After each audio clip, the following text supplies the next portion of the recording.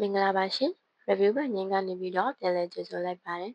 အခုတစ်ခါတင်ဆက်ပေးမှာကတော့ညမှုတီအကြောင်းပဲဖြစ်ပါတယ်ညမှုတီမှာစိုးကျိုးကောင်းကျိုးတွေကိုတင်ဆက်ပေးသွားမှာပဲဖြစ်ပါတယ်ကောင်းကျိုးကြီးပဲတည်ပြီးတော့စိုးကျိုးမတည်ဘူးဆိုရင်လည်းပေါ့နော်လူတွေမှာတစ်ဖက်သက်အတွေးတွေနဲ့ဖြစ်နေမှာဆိုလို့ပါဆက်ပြီးတော့တင်ဆက်ကြည့်ရအောင်နော်နောက်ပတ်ဒီမှာလည်းတင်ဆက်ဖို့အတွက် comment like and subscribe လုပ်ပေးဖို့မမေ့ပါနဲ့ကဲဆက်လိုက်ကြရအောင်နော်ဗီတာမင် C အန်တီအောက်ဆီဒန့်တွေပါဝင်တဲ့အတွက်ကြောင့်ကိုယ်ခံအားစနစ်ကိုမြင့်တင်ပေးပါတယ်။ပြီးတော့ကယ်ဆီယမ်နဲ့မက်ဂနီဆီယမ်ပါဝင်မှုကြောင့်အယိုးပွားတာတွေအယိုးတွေနဲ့ပတ်သက်တာတွေကိုတန်မာစေပါတယ်။အမြင့်ဓာတ်ပါဝင်တာကြောင့်ဝမ်းမှန်စေပြီးတော့အုံလန်းချောင်းကိုကျန်းမာစေပါတယ်။ဗီတာမင် A ပါဝင်တဲ့အတွက်ကြောင့်အမြင့်အာရုံကိုကောင်းမွန်စေပြီးတော့အသက်အရွယ်ကြောင့်ဖြစ်တဲ့မျက်လုံးပြဿနာကိုလည်းကာကွယ်ပေးပါတယ်။သွေးအားကိုလည်းကောင်းစေပါတယ်။ပိုတက်ဆီယမ်ပါဝင်တာဖြစ်တဲ့အတွက်ကြောင့်သွေးပေါင်ချိန်ကိုထိန်းညှိပေးပါတယ်။ကင်ဆာဆဲတွေကိုလည်းတက်နိုင်သလောက်မြောင်းငိုတီးကချော့ချပေးပါတယ်။မြောင်းငိုတီးဟာစီးချိုယောဂနဲ့သွေးရင်းတကြားဓာတ်ကိုထိန်းပေးသလိုကျစေနိုင်ပါတယ်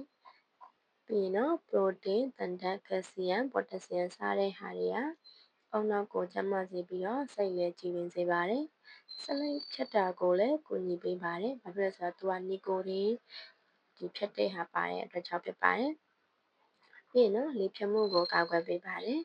။ပြီးရင်တော့မြောင်းငိုတီးဟာပြားရည်နဲ့တုံစားမယ်ဆိုရင်တော့အရက်ထောက်ထားရဲဆိုရင်အမှုပြေစေပါတယ်။အစာအိမ်မကောင်းသူတွေနဲ့သွေးကြိုးသမားတွေရှိရင်လည်းစားသုံးပေးသင့်ပါတယ်။ပြီးတော့ကိုယ်ဝန်ဆောင်တွေစားသင့်လားဆိုရင်တော့စားပေးလို့ရပါတယ်။ကိုယ်ဝန်ဆောင်ချိန်မှာစားပေးမယ်ဆိုရင်တော့သွေးရင်းတကြားဓာတ်ကိုထိန်းပေးတဲ့ကိုယ်ခံအားကောင်းတဲ့စိတ်ဓာတ်ကျမှုကိုကင်းစေပါတယ်။သွေးပေါင်ချိန်ကိုထိန်းပေးတဲ့ဝမ်းမှန်တဲ့မော်နစ်စကနက်ကိုသက်သာစေပါတယ်။ရှင်ပူတာကိုသက်သာပါတယ်။ကိုယ်အလေးချိန်ကိုထိန်းပေးထားပါတယ်။ပြီးတော့မြောင်းငူတီးကဓာတ်မတက်မစားသင့်တဲ့အသီးအနှံတွေရှိပါတယ်။ဥပမာပြောရမယ်ဆိုတော့ငပြောသီးနဲ့တွဲစားတာထောပတ်သီးကီဝီသီးဖရဲသီးသစ်အဲသီးစတာတွေကဓာတ်မတည့်တဲ့အသီးတွေဖြစ်ပါတယ်ပြီးတော့သူကဒီဓာတ်မတည့်တဲ့လက္ခဏာဘယ်လိုတွေဖြစ်လာမလဲဆိုရင်တော့ပါးစပ်ရဲ့လေချောင်းတွေကယားရက်နာအိမ်ဖြစ်လို့ယားတာပြီးတော့အရေပြားယားရက်နာအသက်ရှူရခက်ခဲတာဒါတွေဖြစ်နိုင်ပါတယ်ပြီးတော့ဝမ်းဖောဝဲရာအမြင့်ဓာတ်ပါတာများတဲ့အတွက်ကြောင့်လေးပွားခြင်းကိုဖြစ်စေပါတယ်စားမယ်ဆိုရင်တော့တန်ဆေးလွန်ပေးလို့ပါပဲအများကြီးမစားသင့်ပါဘူးသူကအများကြီးစားမယ်ဆိုရင်တော့ချောက်ကတို့လည်းထိနိုင်ပါတယ်သူ့ကိုစားမယ်ဆိုရင်တော့သူကတငင်းကြီးလိုတော့ပေါ့နော်ထိနိုင်တယ်အဲ့လိုမျိုးမဟုတ်ဘူးသူကအများကြီးအလွန်ကျွံစားရဲဆိုရင်ပြောတာပါပေါ့နော်ရေစင်ပြီးမှချက်ပြုတ်မယ်ဆိုရင်တော့သူက uric acid တွေကိုတော်တော်လေး short ချပေးပါတယ်ဒါကြောင့်မို့လို့စားသင့်လားဆိုတော့စားလို့ရပါတယ်ဘယ်လိုပြောမလဲတငင်းလေးအစားထိုးအနေနဲ့အောင်စားလို့ရပါတယ်ပေါ့နော်သူကတော့အများကြီးတော့မစားသင့်ပါဘူး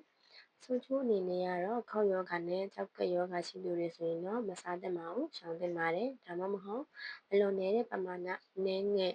ပေါ့နော်နည်းနည်းလေးပဲစားသင့်ပါတယ်စားသုံးပြီးတဲ့နောက်မှာတော့စီးနဲ့အသက်ရှူခြင်းမှာဆိုလို့ရှိရင်တော့သူကပြင်းတဲ့အနက်တငင်းလေးလိုပဲလေအနက်ဆင်လာတဲ့အတွက်အနက်နန်တာတွေရှိပါတယ်